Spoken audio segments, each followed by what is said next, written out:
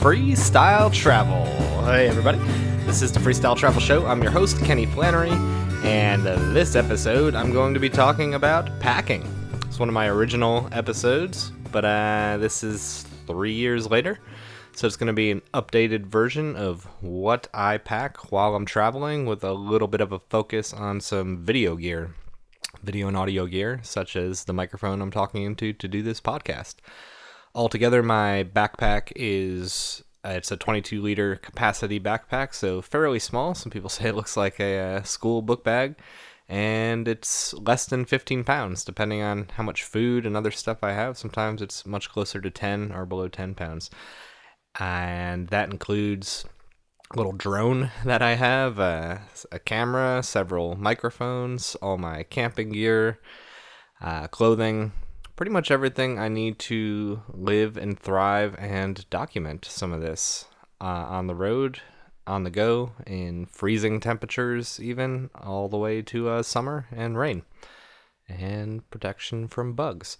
So yeah, I'm gonna jump into all that because I've also put out a bunch of content this week around the same thing. If you go to YouTube and look up Hobo Lifestyle, or just youtube.com/Hobo Lifestyle, however you want to get there, I put up 3 videos this week. Well, actually 4. One video was hitchhiking from Florida to North Carolina, which I will get into that story after all of this, where I've been since the last podcast, talking to Nick, talking about hopping was the last episode in Mississippi, so I'll talk about all that. But I made a video hitchhiking, and then I made 3 videos, all somewhat similar. The main one was the topic of this particular podcast, which is packing. I just sat there and pulled out everything in my backpack one by one so you could see it. So you can listen to this podcast, or you can watch that video, or you can do both. Going to be plenty of overlap, so just however which way you want to get this information. That was the main video, and then I made a separate video just really dialing in on all the production equipment I have. So in the main video, I sort of pull out microphones and cameras and just say, this is this. But in the other video, I really get into why I have it, how I use it, some of the technical specs and things like that. And finally, I made a video about the latest prototype Bivy pack that I have. I've been calling the pandemic pack, that I've been traveling with since May. I made it back in like April, May. And that's my newest bivy pack. It's really light. It's about 12 ounces, and it turns into my bivy tent and has an accompanying jacket. Well, it's a rainfly for the bivy that becomes a jacket, and I can also use my custom quilt, sleeping quilt, kind of like a sleeping bag, that I made, and put it inside the jacket like a liner, and essentially have a puffy coat, a warm puffy coat. So that's a video that just shows visually exactly how that little prototype works. It's pretty badass. It's definitely the best one I've made. I've been making these bivy pack sort of designs for the last 5 years or so, and this one just converts to bivy the fastest. It's the smallest, the lightest. It's my favorite. It's pretty cool. So yeah, get on to YouTube and go ahead and subscribe to that channel if you want to. I'll be putting up a lot more videos than I have been, and those 4 that I mentioned are all pretty cool. And that's the topic of this podcast. So yeah, screw it. Let's just jump right in, and then after talking about packing and everything, you can hear what I've actually been up to, what my travels have been since the last podcast talking to Nick, Mississippi to here in North Carolina. And if you just want to watch the video on packing, you can just skip everything I'm about to say and skip to me talking about that hitchhiking trip. Whatever you want to do. Good times are rolling. All right, let's jump on in. All right, so some of you may have listened to, I think it was episode 4 when I first started this podcast, an episode about ultralight packing. And yeah, there might be some overlap here, but I think my bag is quite a bit smaller since then. I've simplified things a little bit, and it never hurts. People always like to listen and read and watch stuff about packing, particularly if you haven't gotten on the road yet and you're wondering, what do I need? And really the biggest mistake people make is taking things they don't need. Usually people take everything they do need and then 3 times as much more. So, pardon me. Let's start with the thing that everybody's going to have, which is clothing. So, yeah, I kind of mentioned in the intro. My backpack with everything in it is less than 15 pounds usually, and it's a 22-liter backpack. A lot of people get started with 35 or 40-liter backpack. Some psychopaths go up to a 65-liter capacity backpack. Definitely don't recommend that. If you're new to traveling, just grab a 35-liter, and if your stuff doesn't fit in there, that's a sign. So let's just start there. And now, clothing. Clothing is the one thing that everybody's going to have no matter how you travel. You're going to get into this. I'm coming at it from someone who lives out of my backpack full time. So, I mean, it's literally everything I own. I don't have a home. I mean, I got a lot of friends and kind of home bases, but I don't have like a stash of stuff. Everything I carry is what I got. So, my clothing is ready for whatever. It's ready for summertime. It's ready for wintertime. So here we go. We'll start with shirts. Why not? We can start from the head down if you really want to. I've got a little baseball hat, classic, just regular hat. And I've got a beanie for when it's cold. It's merino wool. It's pretty good. I'm going to be mentioning merino wool quite a bit because it's, if you don't know what merino wool is, look into it. It's just dries really quickly, and it doesn't stink because it doesn't hold water as well as cotton would. So it also doesn't hold stink as well. So a lot of stuff I'm going to be talking about is merino. So that's what I got, the baseball hat and the beanie. And moving on down the body to the shirt area, torso area. Yeah, I've got 3 merino wool t-shirts. One of them is kind of falling apart, but I'm okay with that. At times I have had like a crappy little cotton t-shirt. It's kind of nice to have one shirt that I really don't care about. It is merino wool, which isn't cheap, but I've had it for years, and it's good for if I need to, help someone do some yard work or whatever work, or trim some weed, or just anything where I know the shirt's going to get screwed up. I don't really feel too bad because it's already got some holes in it and stuff. And the other two t-shirts are in pretty good shape, but they're merino wool as well. You could get away with having just 1 or 2 t-shirts. I like to have the rotation. It's kind of nice, but one thing that I'll often do is I'll shower with my t-shirt on and my underwear at times, and just let all the shampoo and soap get on the clothes as well, and then scrub it in, and then take it off and give it another quick scrub while I'm in the shower, and then turn the shower off and wring it out and put the shirt right back on because it dries so quickly. 20 minutes later, I forget that it was even wet. So you kind of could do that with just one shirt and just do that every time. But what happens if you spill like a big thing of barbecue sauce on there and you don't have time to clean it? Maybe you'd want to throw on another shirt, something like that, and just mix it up. Have 2 or 3 shirts. So yeah, that's it. You could get simpler with 1, but I recommend 3. Any more than 3 is I don't see the point in that. I also have 1 long sleeve merino shirt, which is pretty warm, and that's usually reserved for pretty cold weather.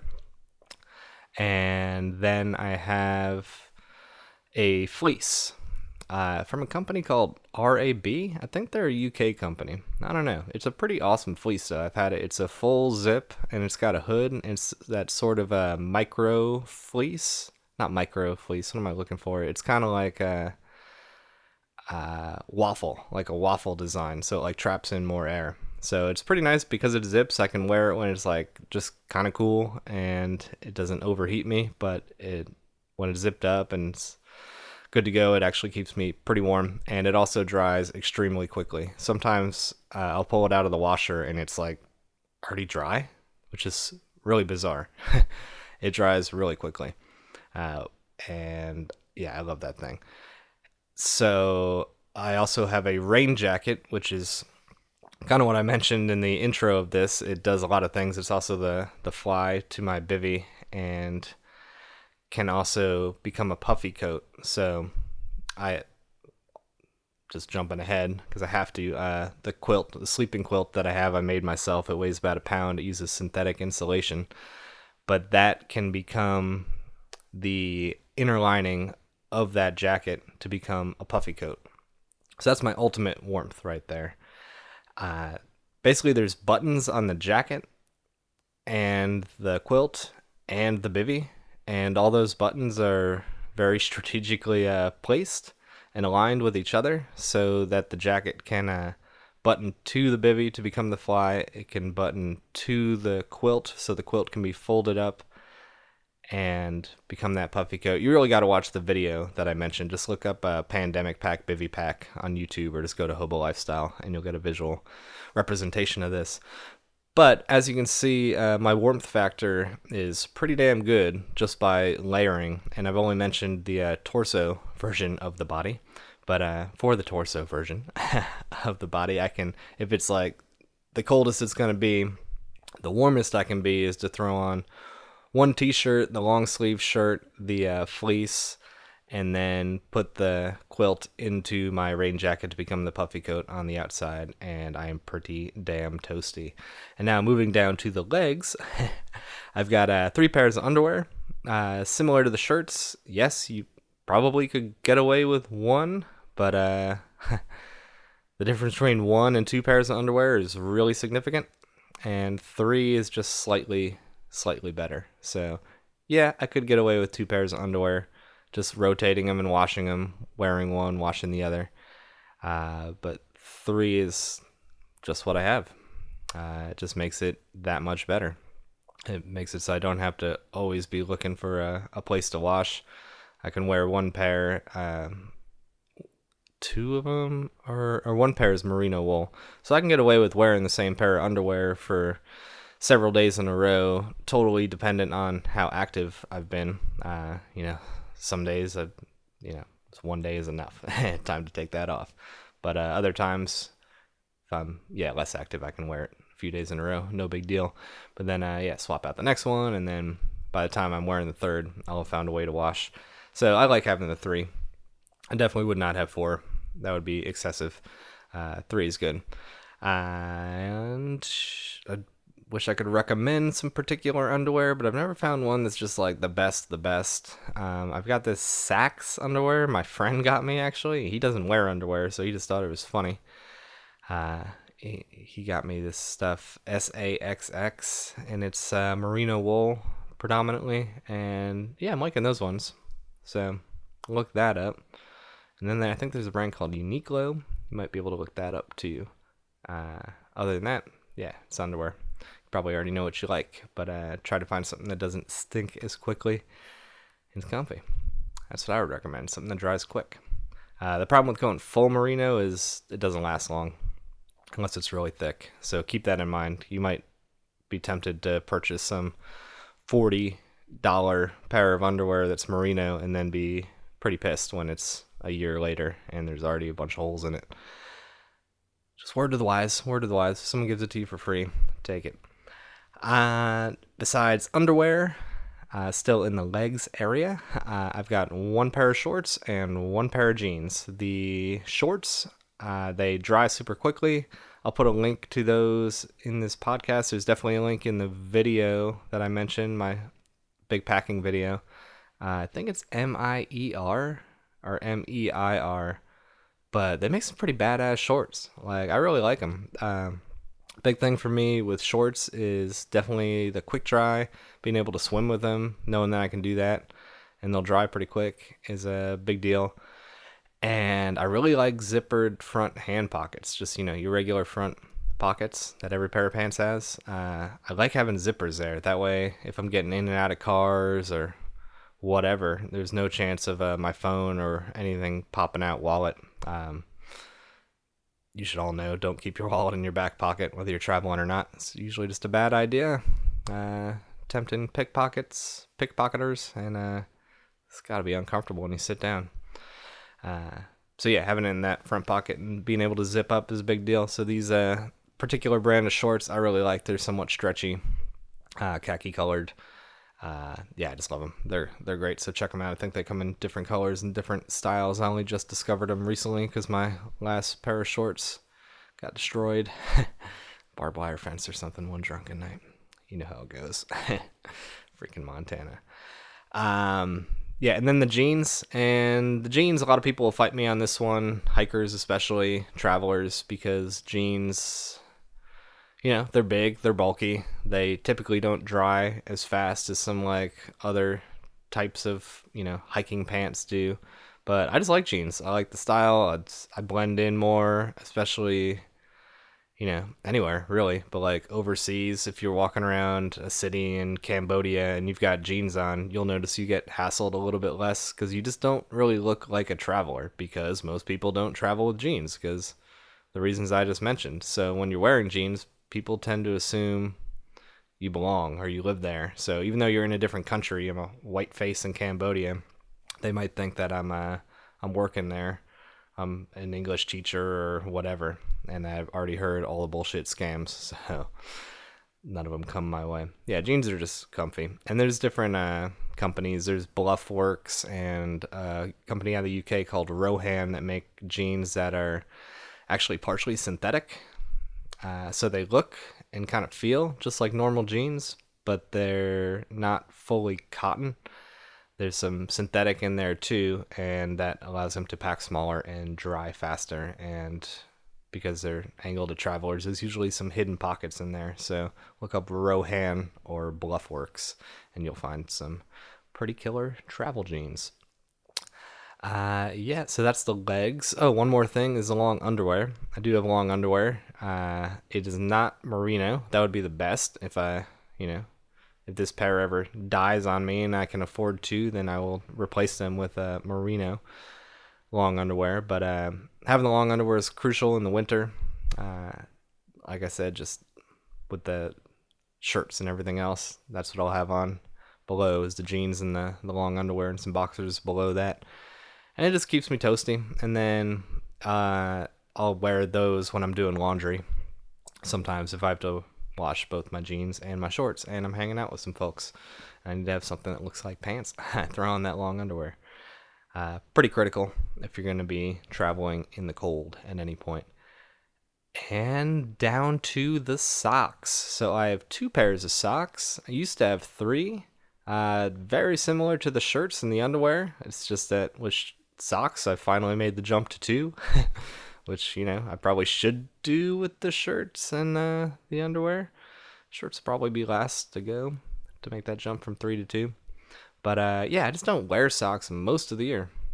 So that made it a little bit easier to just jump down to 2. They're also probably the easiest thing, fastest thing to wash.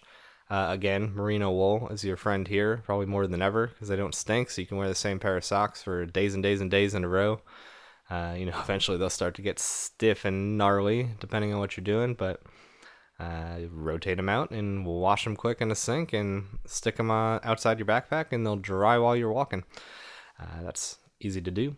So yeah, 2 pairs of socks. Understand if you want to get 3, I get it, but definitely stick to merino if you can. And the big brands you could look for are Smartwool.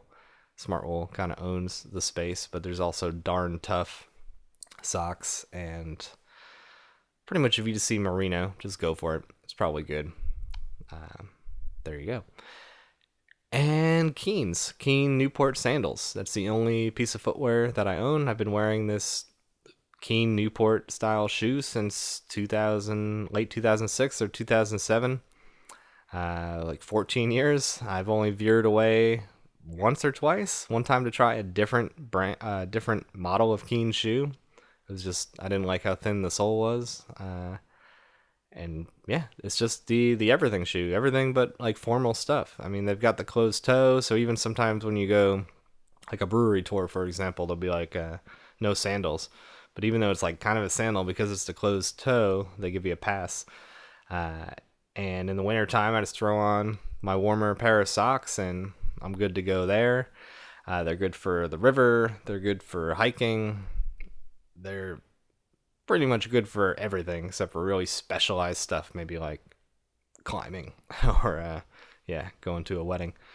But if you're going to a formal event, it's probably with a friend, and you could probably borrow a pair of shoes for that. So there you go. I think I covered all the clothing. Maybe I'm missing something. A little note on the socks. The backpack I designed, if you watch that video, you'll see I designed the shoulder straps to be empty rather than having padding with a little Velcro pocket. And I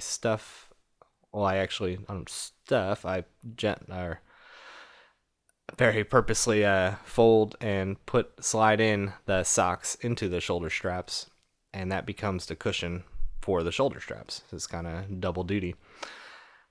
Less weight added to the pack, don't have to add the padding, and less space taken up in the main body of the pack, even if it's just by the space of 2 pairs of socks. Everything makes a difference. Yep, I think that's all the clothing. I don't think I'm missing anything. So let's move on to toiletries, and then I'll get into the camping gear and the electronics and some miscellaneous stuff. What did I just say? Okay, yeah, toiletries. Toothbrush broken in half. Easy. Classic ultralight move. Dr. Bronner soap. You all have heard me talk about that before. I get the little 2-ounce bottle of Dr. Bronner soap, and it lasts forever. This is the universal soap. A couple drops lather up quite a bit, so it lasts a long time. And you can use it as soap, shampoo. You can fill up the sink with water and some of that soap and wash your clothes. You can brush your teeth with it. It's just the everything soap. It's great. The bottle itself says 18 in 1, and to this day I don't know what all 18 purposes are, but there you go. Dr. Bronner soap. Just look it up. It's in every REI. It's probably in every GNC pharmacy store or whatever. Whole Foods has it, and you can get it on Amazon or something. I'll have links to this stuff. That's the most important thing. And I've got what is essentially, I used to carry a beard trimmer with me, and kind of obsessed over trying to find the lightest beard trimmer, and did pretty good. I had one for a while that was like twice as thick as like a highlighter marker or whatever, and I liked it, but I realized that I don't fully shave my beard that often. Maybe once a month, maybe once every 3 months. All I really do, I just need to trim up the mustache so it's not interfering with my beer drinking and ice cream eating, and just kind of trim things up a little bit. So what I did was I got it's essentially like one of those like micro groomers or like nose hair trimmer, kind of super tiny thin. It's like the size of a pencil, maybe a little bit thicker kind of trimmers. Wahl, WAHL is the brand that I have, but you'll see those for like, I don't know, $7 or $14 in every pharmacy and grocery store in the world probably. And yeah, that gets the job done. It takes a AAA battery, so it gives you an idea of the size. It's just only slightly wider than a AAA battery. Definitely recommend that, because by the time I need to actually shave my beard, I usually end up staying with a friend or a new friend or somebody who's got a beard trimmer, and whatever, I can borrow it for 10 minutes and be done, rather than carrying my own and batteries all around the world for the 10 minutes that I need it every month or 3. So same thing with nail clippers. I don't travel with nail clippers. I used to have one of those like Swiss Army pocket knife pair of scissors to cut them, which was pretty efficient. And then I lost it. And then, I don't know, next time I needed to cut my nails, I came across a nail clipper. And then next time I needed to cut my nails, I came across a pair of scissors. And that happened like 4 or 5 times in a row before I could replace it. And I was like, I guess I just don't have to replace it. Not sure why I carried it all in the first place. So toiletries, it's pretty simple. Sometimes I'll have one of those little toothpastes or like hotel shampoos in there. If I come across one, I'll kind of keep it around. But otherwise, I use the Dr. Bronner's, or, a lot of times if I have access to a shower, it's because I'm staying with someone and they've got some shampoo and they don't really care if I use a squirt of shampoo while I'm staying at their house for a couple days. So, that all goes a long way. That's pretty much it for toiletries. Yeah, I believe so. Moving on to camping gear. Because I hitchhike so much and because I just love getting into the mountains and lakes and things and camping anyways. When I mention hitchhiking, it's less like, let's go camping. It's more like, I need to find a place to hide and lay down and shut my body down for the night kind of camping. But in any event, that's where the bivy pack comes in. So I'll explain what I have, and you can, you could get a bivy pack too. Actually, I've got them for sale, one version on freestyletravelgear.com, but I'll explain what that is and how that works, and then what else you can do if you don't want to get that specialized and awesome. I understand. Yeah, the bivy pack, it just turns into a bivy, and if you don't know what a bivy is, it's just a small little one-person tent. The most basic kind of bivy is literally just like a waterproof sack that you slide your sleeping bag into, and it just keeps you dry if it rains. The versions that I've made all have like a frame around the head so it keeps the material off my face, and has bug netting there too so I can breathe but the bugs can't get in, and then some sort of jacket or fly that I can use to cover that up when it rains. So there's a lot of bivvies out there. Obviously there's the bivy pack that I mentioned that you could get while they're left, but you could also just REI or anywhere you get a bivy. Various different kinds, all kinds of different prices, anywhere from less than $100 to $300 or $400 for some of the high-end ones.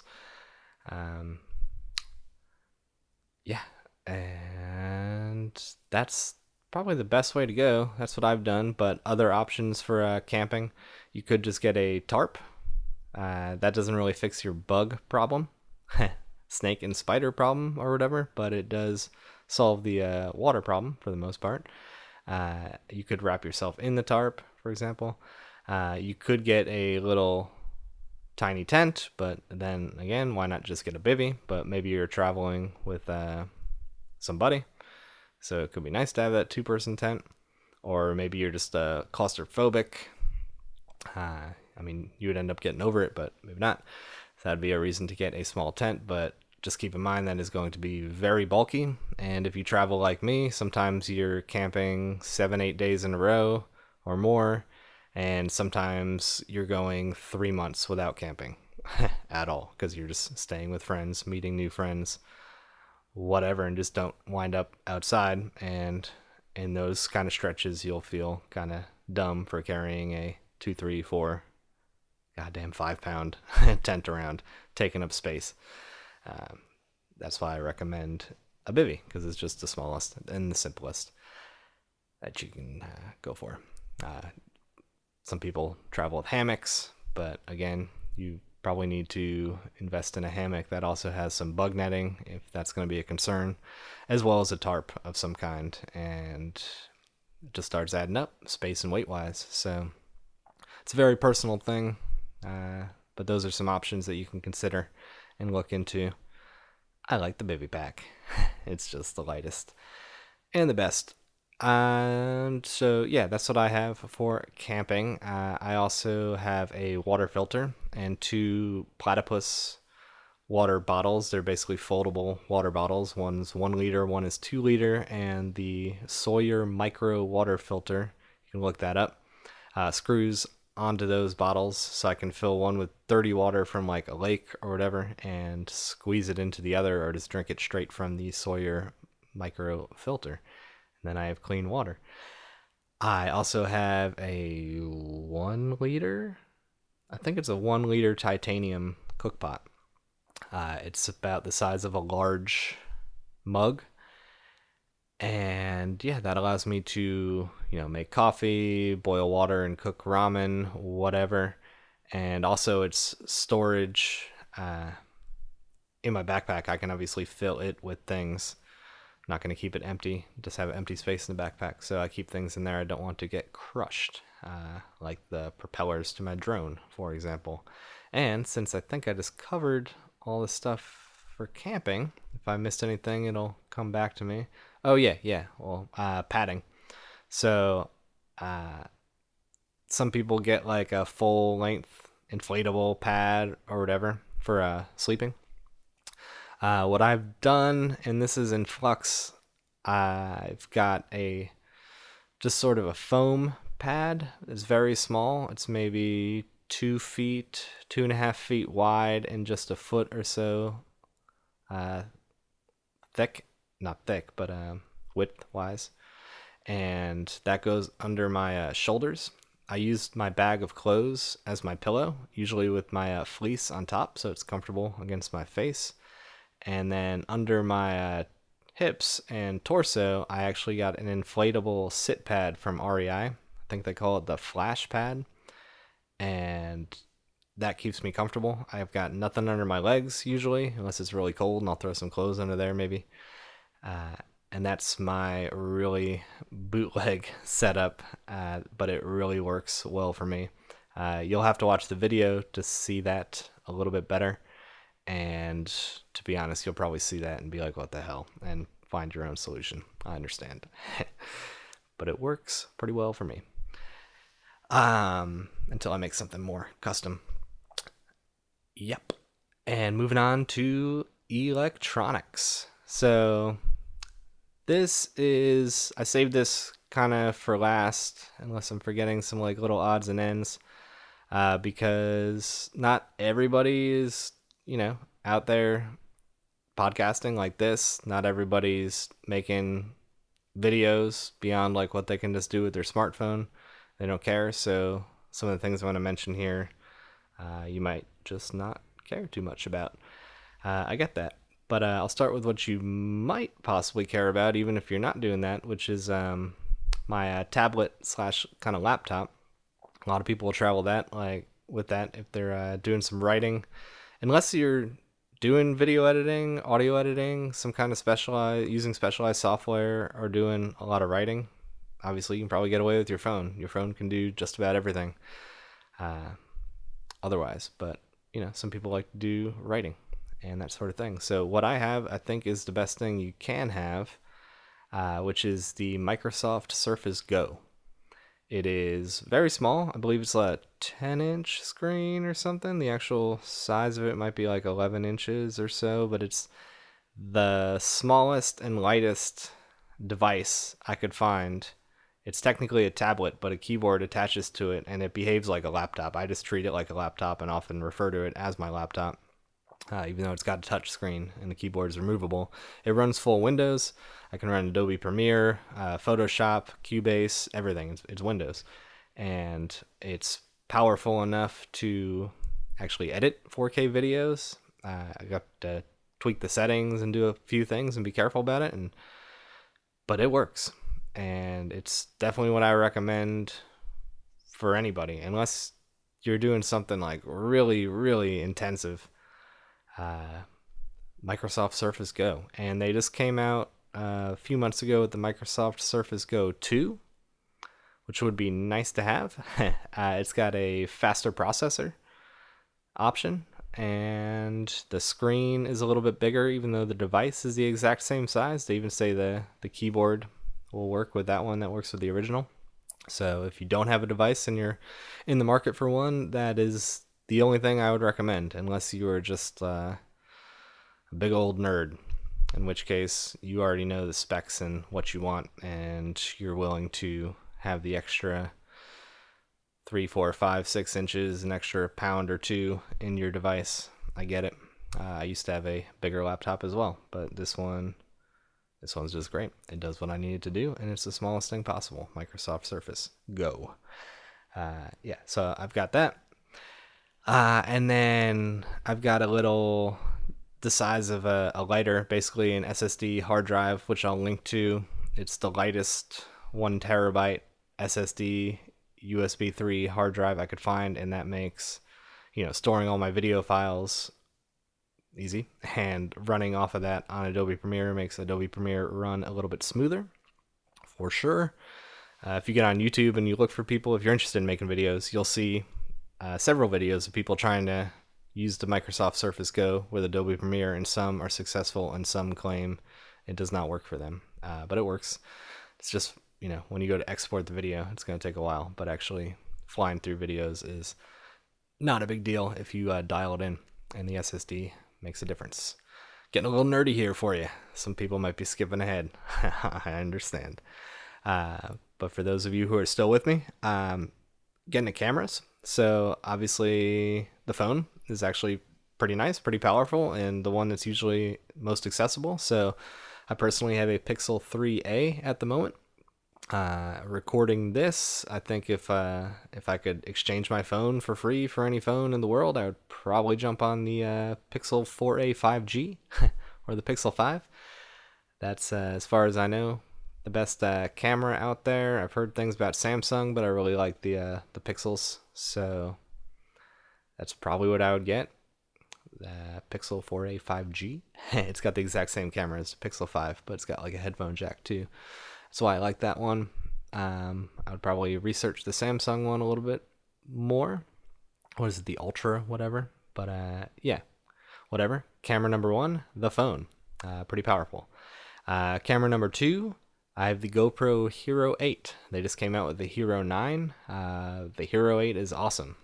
Besides a screen on the front of the Hero 9, I'm not actually sure what all the better features are of the Hero 9 versus the 8. The 8 is just amazing. I love it. It's the first GoPro I've had. I had an action camera before, but the GoPro just kicks ass. It's my go-to camera. I mean, my phone takes good pictures and video, but the GoPro is just way more stable, and it does time lapses really amazingly. It's waterproof, so I can, if I need to take a video in the rain or actually jump into the water, I can do that with the GoPro.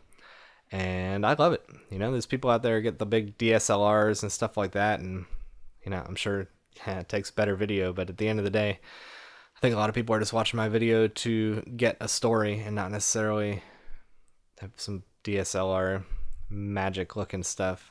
The GoPro's good for me for now, so maybe if I get way more nerdy and into it and start dropping some weight in other parts of my pack, maybe I'll change that in the future. But right now, GoPro, it's great and super tiny. I keep it in my pocket too, so that's what I try to use for almost everything. But yeah, the phone is just, when it's handy, then I'll use that too, because it's fine, and I think it's a little bit better in the dark actually, my phone, compared to that's where it beats to GoPro. And then the third camera I have is actually a drone. It's the DJI Mavic Mini, and once again they came out with a new version just like a couple weeks ago, the Mini 2. But I have the Mini, and yeah, I was a little bit hesitant about getting a drone just because that's a lot of extra space in the backpack, and it's obviously kind of a more fragile sort of thing, so having that kicking around, but it just looked so cool. And after doing the hopping backpacking beer adventure show with Nick and all that equipment we had and getting back into filming, I was like, man, this would really make a difference in some of the shots that I can get.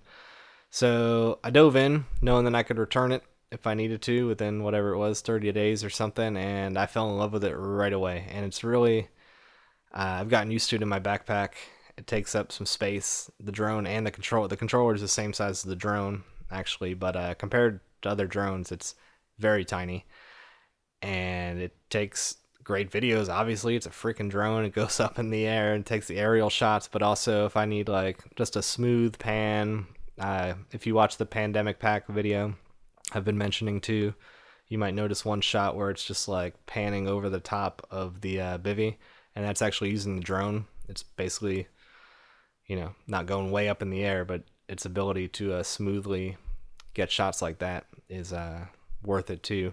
And then besides just using it for making videos, I've used it to do like scouting for campsites. So like this summer I was in Missoula, Montana, and I was downtown, and I knew I'd probably have to find a place to camp that night, and I saw there's like some islands on the river, and it was hard to tell. I didn't want to like trudge all the way out there and find out it would be no good, so I sent the drone out there and had it look around and like drop into the trees and and be like, oh yeah, and then drop down to the water and see how, like, not in the water, but down to it to see if I'd be swimming or wading across and stuff like that. So I've used it just to like check things out from a distance to see if it's worth doing. It's been a beautiful thing. I really like it. Of course, they came out with the Mini 2 just months after I got it. The Mini 2 is an upgrade for sure. It's got the camera, from what I can tell, is exactly the same, except for it lets you do a 4K video instead of 2.7K, which is definitely nice. I guess the motors and the propellers are an upgrade, so it's better in the wind. And it's got a different syncing system, so it'll go further from your remote, which is kind of nice. I don't send it out. Apparently, it'll go like 6 miles away. Mine will go a few miles away. I don't try not to send it that far, because if it loses transmission, it's supposed to come back home, so to speak. But in case it doesn't, that'd freak me out. But the new one is the exact same size as the old one. As far as I can tell, it looks identical. It'd be hard to tell the difference between the two, except for some coloration on the propellers. But yeah, it's definitely an upgrade. The controller, with all the things that's better, it actually has USB-C instead of micro USB as well, which is nice. It's just nice to have everything USB-C, less adapters and stuff like that. But the remote controller is totally different, actually. It's a lot bigger, so that's kind of a turnoff. It's not twice the size as the original that I have, but it is significantly bigger, so that's the only turnoff that I see, and it costs $50 more. But yeah, if you're thinking of getting a drone and backpacking, that's kind of the no-brainer drone. Unless you just really don't care about weight and space in your backpack, in which case you're probably not listening to this. And you might get like one of the bigger ones, like the Mavic Air 2 or something. But yeah, drone. So phone, GoPro, drone, and technically my Surface Go has a camera in it. Well, it's got a webcam, and then it's got another camera on the back, so if I really needed like another angle or something, I'd have that crappy little camera on the Surface Go too. It's not super, whatever, it's good enough for another angle. So those are the cameras. Now into microphones. I've got 4 different microphones, besides the built-in ones on the GoPro and the phone, which kind of suck, which is why you need an external microphone. So I've got one shotgun mic. It's a Movo VXR10, I believe it's called. And that one I can mount on the phone or the GoPro using the tripods, which I'll get into. Little tripod sticks that I got. So that one's got a big fluffy windscreen on it. So that one's real nice just for quick shooting stuff or shooting other people and capturing clean audio. If I know I'm going to be sitting down or walking around, if I've got time, I've got 2 Rode SmartLav Plus lavalier microphones. That definitely sounds the best. That's the best microphone I have for recording video anyways. So 2 of those, and the microphone I'm talking into right now, which sounds the best out of all of them, but has to be kind of like set up, and that's the Samsung Go mic. It's also about the size of a lighter, and it sounds like this. This is what it sounds like. I really like this microphone. It plugs in via USB. And yeah, I don't use it during filming, but obviously I'm using it for podcasting, and I'll use it if I ever have to do a voiceover for any of the videos. So those are the 4 mics that I got. Yeah. You could, if you only wanted one of all 4 of those microphones, I would go for the Rode SmartLav Plus, just one of those, because it sounds good. You could podcast with it, and it's the smallest one, basically. So it would pack up the smallest out of all of them. The Samsung Go mic's pretty small. Yeah, so that's the microphones. I've got various adapters that I need. You can watch the video if you really want to get into some of that, because it's more visual. But yeah, this, like the GoPro requires an adapter that you need to plug in any external microphone. So some of that, and various adapters and cables that I have. And I've got one 10,000 milliamp power brick to charge all this stuff. I've got one wall outlet charger, which has 3 outputs, 2 USB-C and 1 USB-A. So I can charge 3 things at once, and with some of these little adapters, I can, basically charge whatever combination, whatever I need to, like the phone, the tablet, and the drone, the controller, and the phone, whatever I need. So, take a look at that. I also, for all the gear that I'm talking about now, the electronic gear, I have a post up on uberhobolifestyle.com with pictures of this too. So there's the video, there's that post, and there's me talking now. All kinds of ways to figure this out. So that's for the batteries, and I've got 1 extra battery for the GoPro, 2 extra batteries for the Mavic Mini, and I've got 2 international plug adapters. So for my wall outlet, I've got the outlet adapter for Europe and the outlet adapter for New Zealand, just the super cheapo basic ones. They are the smallest, they are the best. Don't invest in one of those big universal bricks or whatever, those big things that are the size of a goddamn Rubik's Cube. Then I'll just get the simple ones, and you'll be good to go. Tripods. I think this is the last little bit of the techie stuff, besides the earbud headphones that I'm wearing.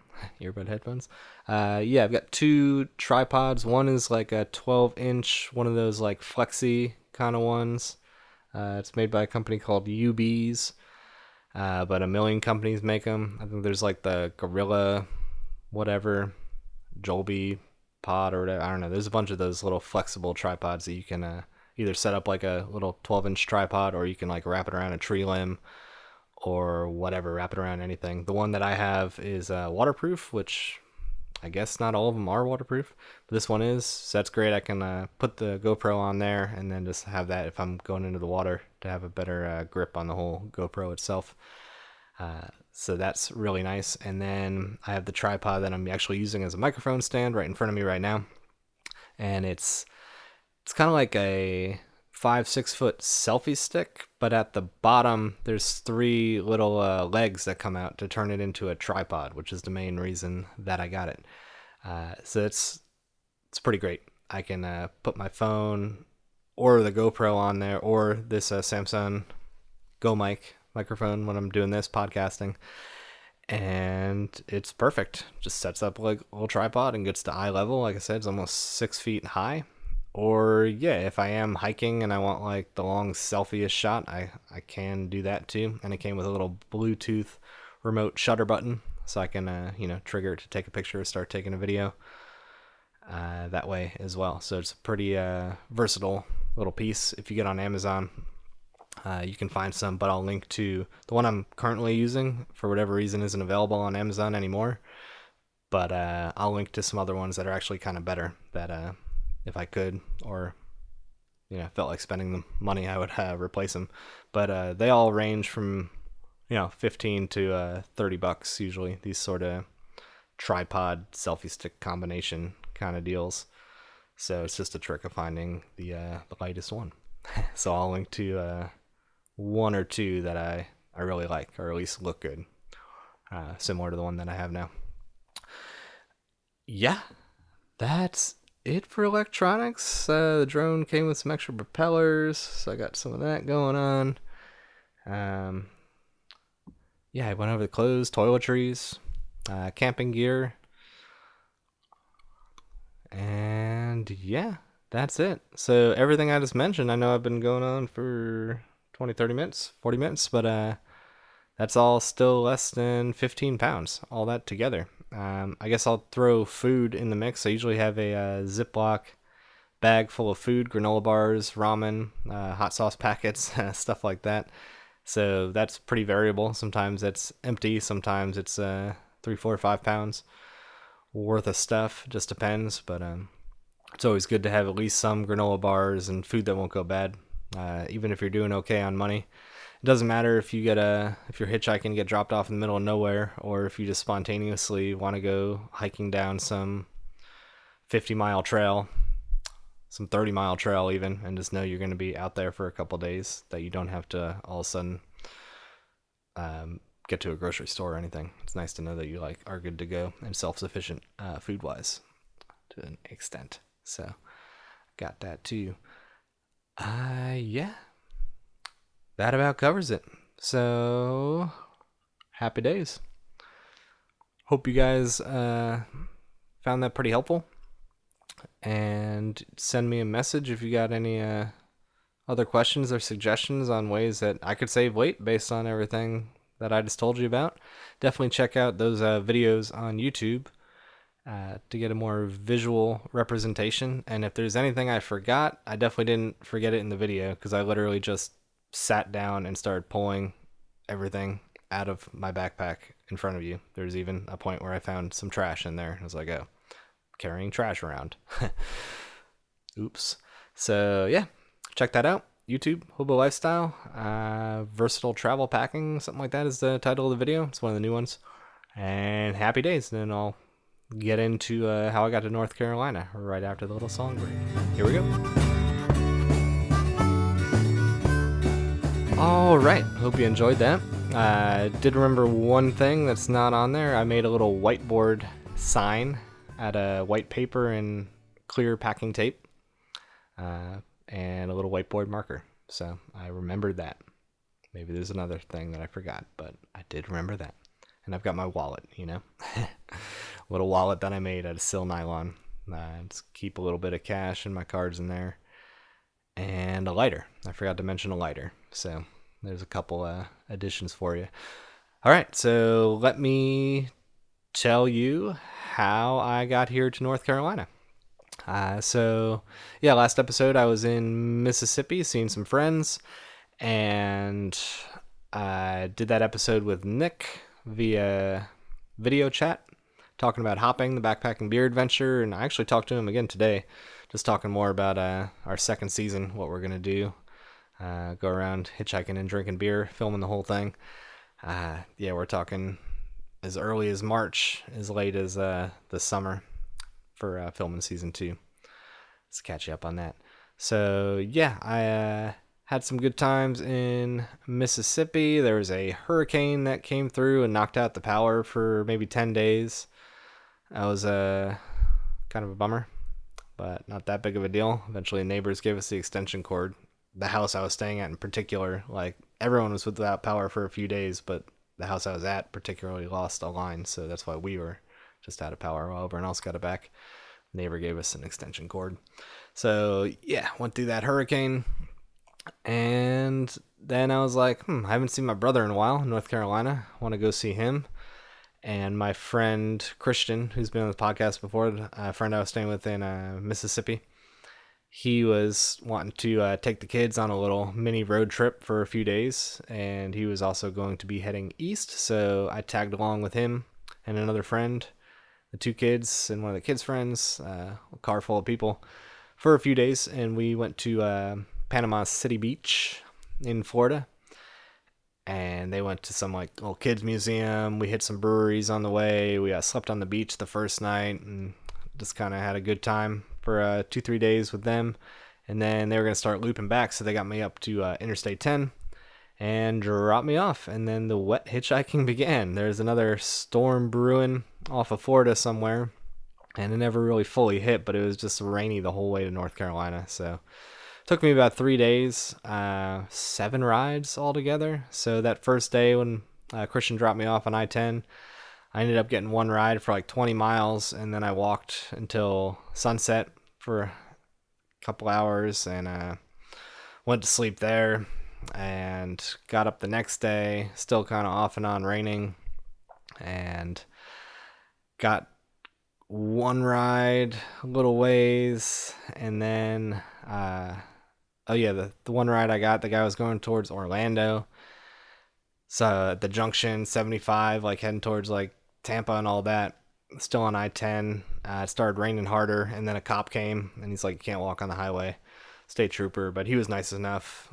Those of you listening to this podcast know how I deal with police. I'm pretty good at it while hitchhiking, so he was friendly enough and gave me a ride to a truck stop a few miles up the road. But yeah, that truck stop kind of was not very busy. So, and since he just state trooper just told me I couldn't walk on the highway. That's usually my move. If I'm at a not busy on-ramp, then I just go ahead and walk up onto the interstate itself, legal or not.